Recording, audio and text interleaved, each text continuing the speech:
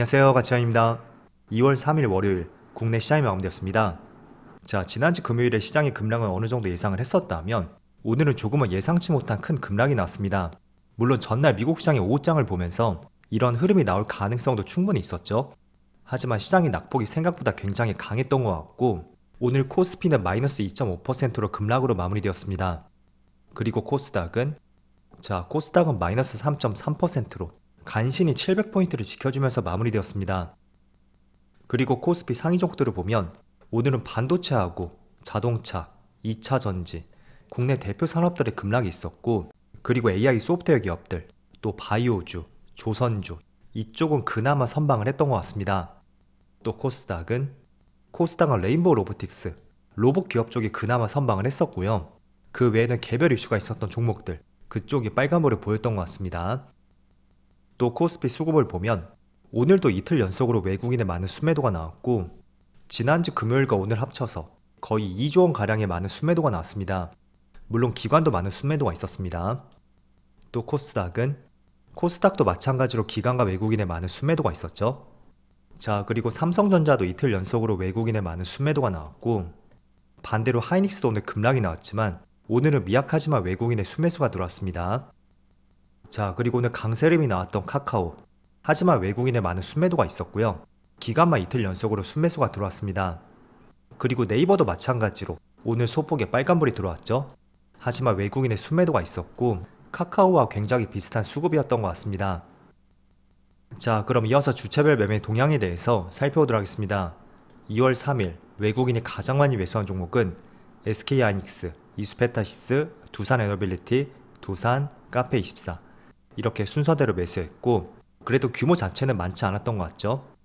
또 기관은 카카오, 네이버, 삼성생명, 삼성물산, 효성중공업 기관도 마찬가지로 규모 자체는 많지 않았습니다. 이어서 해외 증시를 보겠습니다. 지난주 금요일날 미국 시장의 흐름도 굉장히 좋지 못했습니다. 일단 나스닥은 마이너스 0.3%로 그렇게 많이 빠지지 않았지만 장중 한대는 플러스 1.4%까지 올라가기도 했었거든요. 그래서 그거에 비한다면 고점 대비 거의 1.5% 이상 빠졌다고 할 수가 있습니다. 그래서 장중 한대 갭을 모두 메우고 나서 여기죠? 시장이 한 차례 맞고 내려왔고 S&P 500도 마찬가지였습니다. 그리고 다우지수도 마찬가지로 음봉이었죠. 또 그리고 반도체를 보면 반도체도 장중 한대는 2.6%까지 올라갔었지만 결과적으로 파란불로 마무리가 되었고 그리고 지금 아시아 증시를 보더라도 일본 니케이는 마이너스 2.8%, 대만도 마이너스 3.7%로 급락하고 있습니다. 그리고 중국 증시는 휴장이에요. 자, 우선 지금 코스피 코스닥이 마이너스 3% 가까이 빠지고 있는데 오늘의 성격은 지난주 금요일과는 조금은 다르다고 할 수가 있어요. 지난주 금요일에는 딥시크 이슈가 있었고 오늘도 물론 이어지고 있습니다. 거기에 더해서 관세, 본격적으로 트럼프의 관세 정책이 펼쳐지면서 이런 부분이 시장에 많은 혼란을 야기시키는 것 같습니다. 이렇게 많은 국가들과 관세를 본격적으로 올리게 된다면 다시 한번 인플레이션을 촉발시킬 가능성도 있습니다. 그래서 이게 하나의 문제로 작용이 되고 있고 또 지금 대표적으로 관세를 많이 올리는 국가를 보면 중국, 캐나다, 멕시코 이 세 개 국가가 대표적이었죠. 자, 그런데 이 세 개의 국가는 무역 적자국 상위 탑3 안에 포함되는 국가예요. 그래서 이런 부분을 보면서 국내가 아마도 6위에서 8위 정도?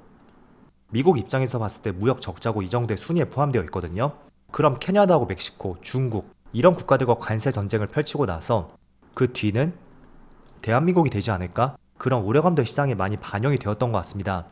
그래서 오늘 코스피 코스닥이 모두 급락을 하고 있고 또 보지 않더라도 환율이 많이 뛰었을 거예요. 이런 부분도 조금은 염두를 해두셔야 되고요. 그리고 또 추가적으로 말씀드릴 것이 자, 일단 저는 한 가지 이슈를 쳐다보기 전에 지금의 시장의 분위기가 어떤지 거기에 더 많은 포커스를 맞추고 있습니다. 결국은 아무리 재료가 좋다고 해도 시장에 받쳐주질 않는다면 그 재료는 힘을 받지 못할 것이고요. 올라갈만 하면 또 급락이 나오는 이런 상황들은 빈번하게 나올 수가 있습니다. 자, 그래서 그런 맥락에서 시장을 보면 지난달의 시장은 굉장히 좋았습니다. 월 초에 코스피 지수가 21선을 돌파했고 또 5일선, 11선, 21선 모든 이평선이 정배열로 바뀌었던 그 시점이었거든요. 자, 그렇지만 오늘 시장을 보세요. 한 달 만에 다시 21선을 깨고 내려갔고 또 천천히 내려온 것도 아니고 아주 강하게 갭으로 깨고 내려갔습니다. 자, 그렇다는 것은 지금 시장에서 조금은 관심을 갖고 있던 업종들이 있죠. 아무리 재료가 튼튼하다고 해도 저는 비중 조절은 꼭 해야 된다는 말씀을 드리겠고, 여러분들이 평소에 100을 투자했다면 적어도 50 이하를 투자하는 것이 적합한 시점이라고 말씀드리겠습니다. 그래서 지난주 금요일에 딥시크 이슈가 있었고, 그렇지만 21선을 바탕으로 해서 밑꼬리를 많이 달고 올라갔습니다. 하지만 오늘은 관세 이슈 때문에 그 힘이 크게 하방적으로 향했다는 것은 저는 추가적인 하락도 한번 염두를 해두셔야 된다. 첫 번째로 이런 말씀을 드리겠고, 지금은 아무리 좋은 업종이 보인다고 해도 약간의 비중 조절이라든지 또는 관망을 통해서 지난달처럼 시장이 다시 돌아서는지를 확인하고 투자를 하는 것이 첫 번째라고 말씀드리겠습니다. 자, 그래서 오늘 몇 가지 종목들을 보면 설날이 지나고 나서 가장 흐름이 많이 바뀌었던 것이 저는 반도체라고 생각이 됩니다. 설 전까지만 해도 반도체는 조금은 긍정적으로 볼 수가 있었다면 지난주에 딥시크 이슈도 있었고 또 보조금을 지원하지 않을 것이라는 이슈도 있었죠. 그리고 오늘은 세 번째로 또 본격적인 트럼프의 관세 이슈, 그게 시장이 많이 부각이 되면서 가장 타격을 많이 받는 것은 반도체인 것 같습니다. 그리고 2차전지도 포함이 되어 있고요. 물론 트럼프가 당선함에 따라서 그 전부터 어느 정도 시장에 많은 영향을 미쳤을 수도 있을 거예요. 하지만 지금 코스피 지수를 보시는 것처럼 지난달의 방향성을 반대로 틀었다는 것은 소나기도 한 번쯤은 피할 수 있는 시점이다. 이런 말씀을 반드시 한번 드리겠습니다. 자, 그래서 오늘 시장에서 그래도 그나마 선방하는 업종이 있다면 대표적으로 AI 소프트웨어 기업들, 이쪽에 그나마 그래도 선방을 하는 것 같습니다. 대표적으로 카카오가 지금 4%의 반등이 나오고 있고, 아시겠지만 지난주 금요일에도 반등이 나왔습니다. 결국은 중국에서 딥시크가 나옴에 따라서 국내 기업들의 AI 개발을 촉진시킬 것이다. 그런 기대감들이 많이 작용이 되었던 것 같습니다. 물론 개별적인 이슈로 샘 올트먼과 협력 이슈도 나왔었죠. 그래서 카카오는 지금 4%의 빨간불이 들어오고 있고, 네이버도 물론 1% 빠지고 있지만 시장 대비 많이 빠지진 않고 있습니다. 제 생각에는 직전 고점이 있죠. 그 고점 부근에서 한 차례 매물이 나왔다고 판단이 되고, 아무튼 최근에 코스피 지수의 흐름에 비해서 확실히 흐름 자체는 좋은 것 같습니다. 1월달에 지수의 움직임하고는 비슷했죠. 월 초에 크게 반등이 나왔고 한 보름 이상은 쉬어갔습니다. 하지만 코스피는 이렇게 꺾였다면 반대로 또 올라가는 모습이 나오고 있습니다. 그래서 아무리 시장이 좋지 않다고 해도 저는 지난주 금요일에 말씀을 드린 것처럼 AI 소프트웨어 쪽은 계속 관심을 가져보자는 말씀을 드리겠고, 반대로 HBM 관련주들, 특히 반도체 관련주 또는 2차전지 관련주, 이쪽은 본격적으로 트럼프의 관세 정책이 펼침에 따라서 지금 시장 자체가 많은 영향을 받고 있잖아요. 때문에 지금은 소나기도 조금을 피해보는 것이 적합한 시점이 되지 않을까, 그런 말씀을 전해드리겠습니다. 자, 그리고 오늘은 시장이 너무 좋지 않다 보니까 몇몇 테마성을 띠는 업종들의 많은 상승이 나왔습니다. 대표적으로 대왕고래 관련주들, 가스, 석유, 그리고 시추와 관련된 기업들, 이쪽 업종들이 크게 상승이 나왔고, 물론 새로운 이슈가 한 가지도 포함이 되어 있더라고요. 기존에는 포항 앞바다에 석유와 가스가 있을 것이라는 전망이 있었고, 그 때문에 한 차례 급등이 나왔었죠. 하지만 최근에 시추에 대한 기대감이 많이 줄어들었고, 그 때문에 또 주가는 많은 하락이 나왔습니다.